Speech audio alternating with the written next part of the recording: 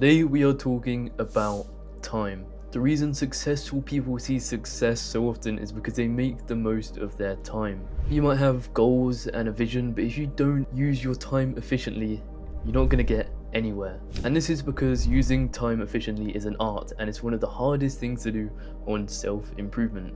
But the good news is I have analysed hundreds of top entrepreneurs, self-improvement enthusiasts such as Hamza Ahmed, Alex Mosey, and they all run the same method for finding fulfillment and running millions of dollars of sales. So I have narrowed it down for you and built a formula today that's going to help you stop wasting time.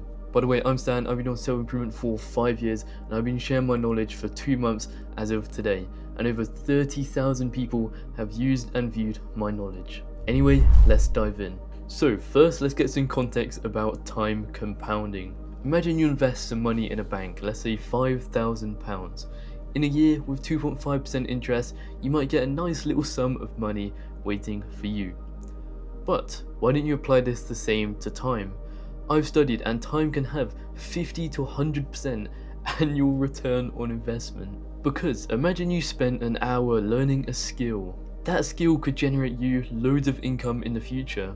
Or maybe it could save you time because you've learned a skill, for instance video editing, and how to do it more efficiently so you don't have to spend 8 hours editing a long form video. Or you can use your time to build momentum. For instance, you can spend 3 hours on a Sunday planning your week and it can save you 9 hours in the week, and that's a 3 times return on investment.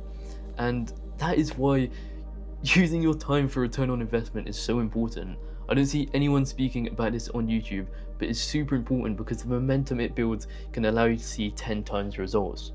But if you want more help seeing 10 times results, I have a free Discord community where I host self-improvement lectures. I have a free Modern Boys Protocol course for you. We have text guides, Notion templates, emails, like a high echelon community of like no bots, spammers, all completely free, $0. Link to that will be in the description. But anyway, let's get back to it. Understanding the concept of time interest is super important because 1 hour is just not 1 hour anymore. You could have like 100 hours in the day. Because like we said before with the spending your Sunday planning your week, you could do that every single day. But of course you can't spend every single hour planning your time because you'll run out of time to plan.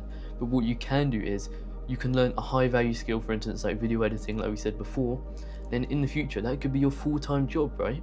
You don't have to work like a terrible job that takes 9-10 hours of your day. You can just do 5 hours of editing in the morning, be done by 11 AM, and you're living life lovely. So now you understand the importance of time compounding, we're going to move on to the next step, because understanding the fundamentals of time compounding allows you to realize how crucial it is to stop wasting time. But how do you do this? Well, time is linked to identity.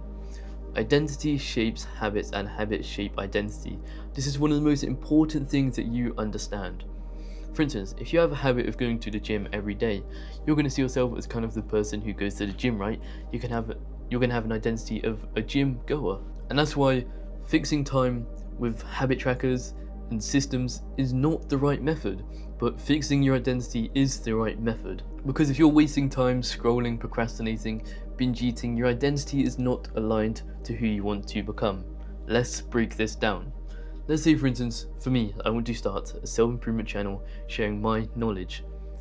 If my identity was someone who is a procrastinator, how am I going to record videos and speak about what I've done if that's not who I am?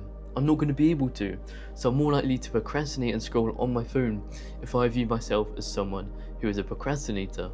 But how do you shift your identity? Well, you can do this by telling people around you, right? You can tell friends, family you're going on self-improvement, and then if they see you playing like CSGO or a Steam game, they're going to be like, bro, you said you're going to improve yourself and you're playing video games. So you have outward pressure inwards, reshaping your identity.